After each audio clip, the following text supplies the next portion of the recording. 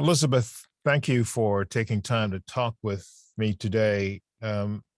You are well aware of the development with Trevor Reed on yesterday, the 27th of April. And I spoke with your brother, David, Paul's twin brother, about it yesterday. And he pointed out that, the family is happy for the Reed family, but feels a significant amount of disappointment today. Just want to ask you briefly if you could just give me a sense of how you and yourself you feel today. Well, thanks so much for having me on to talk about this. It's hard to put into words.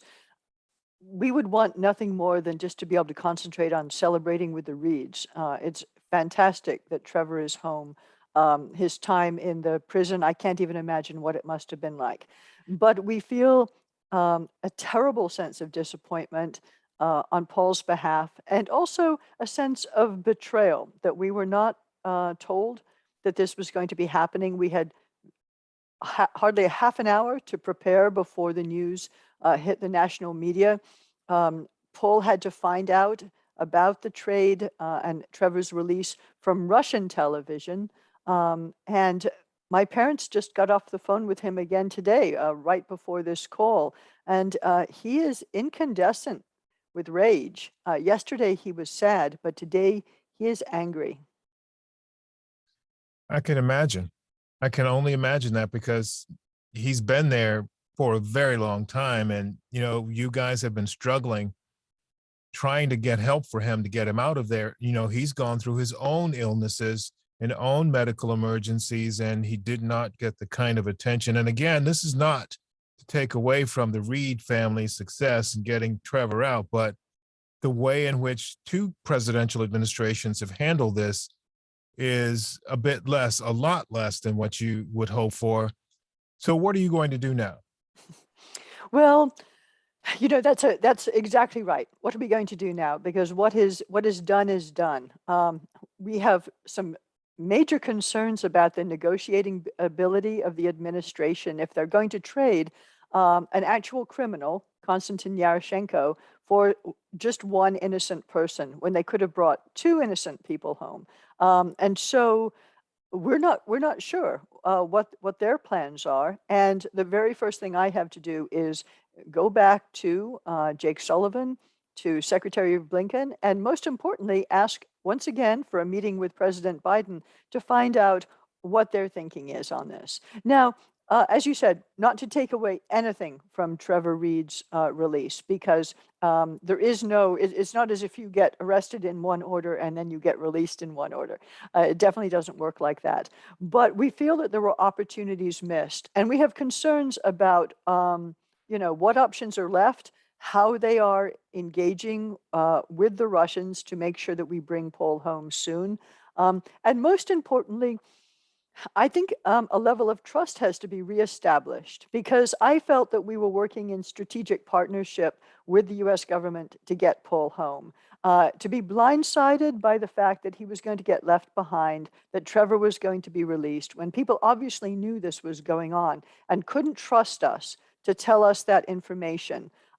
Paul would have been so appreciative of a heads up from the embassy or anyone he's been in contact with, as would we have.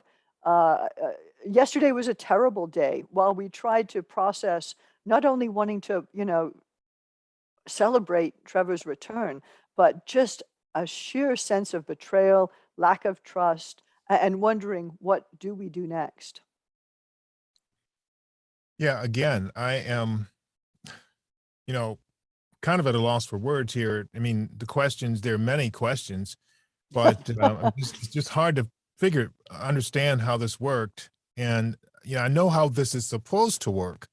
Having watched many of these happen over decades, I know how it's supposed to work, but I'm just trying to figure out how this worked. So, one of the things that I saw on social media from you yesterday was some deliberacy about saying you are going to definitely begin the process of meeting again with National Security Advisor Blinken, Sullivan, and Secretary of State Blinken, and asking for a meeting with the president. So I'm imagining that you've done this, you've requested these meetings before, What have you gotten out of these requests?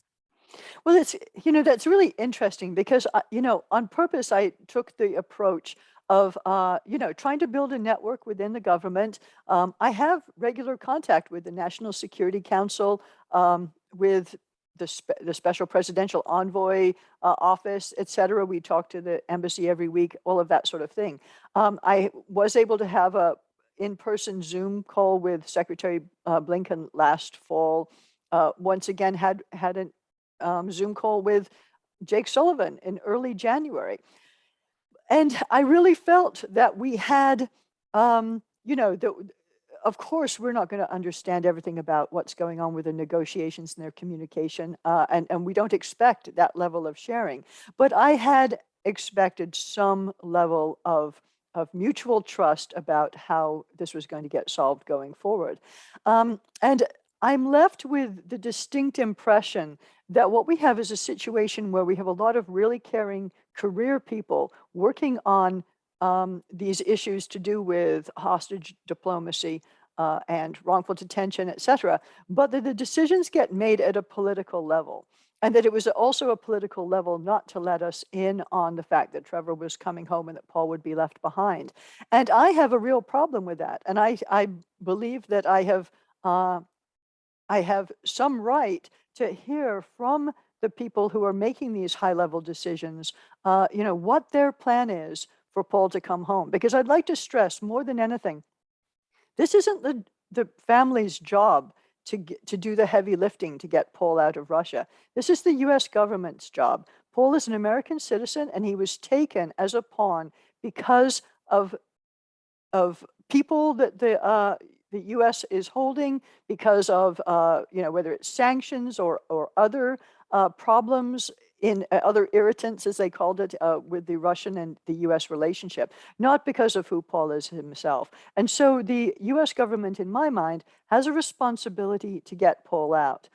And they seem to have this attitude that Paul is just sitting on a shelf like some little toy, waiting for his opportunity to be freed. When he's a real live person with real live feelings who feels hurt and betrayed. And what is it going to take to repair that? And why even damage that relationship in the first place? Why damage that attitude? It doesn't make any sense to me. The government had an ally in me and my family, and they really, at least right now today, have an adversary. And I don't think that that's useful.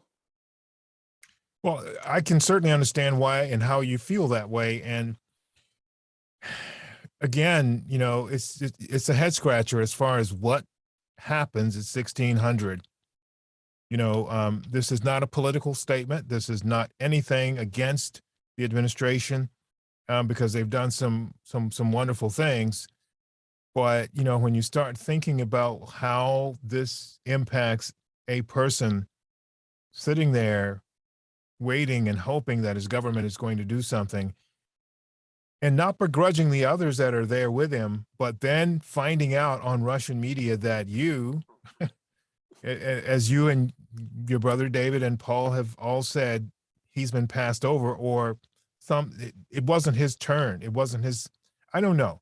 This is difficult. And, I'm not sure how they'll react to this, but, I can certainly understand why you feel that way. And I can certainly understand your anger. What is it that you want the American people to know? Well, I think it's important, as upset as we are about Paul's situation, we always did know that there was a chance that Trevor could come home first. I mean, this has always been, we always knew that that could happen.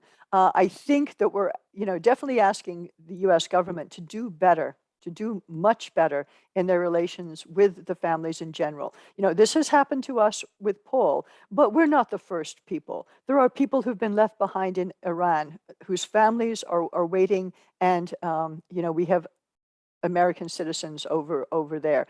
This has happened in Venezuela very recently. 2 people were released, and there are quite a number still being left. We have not, as a country, managed to deal with the problem of wrongful detention and hostage taking for diplomatic purposes, and I think that has to be addressed. We have to get home all of the Americans that are being held overseas, no matter how sticky the agreements are to get people out. And then we have to figure out how to solve the problem of wrongful detention so that families don't have to go through what we're going through at the moment. Elizabeth, thank you. You're very welcome. Thank you so much. Appreciate you having me on today.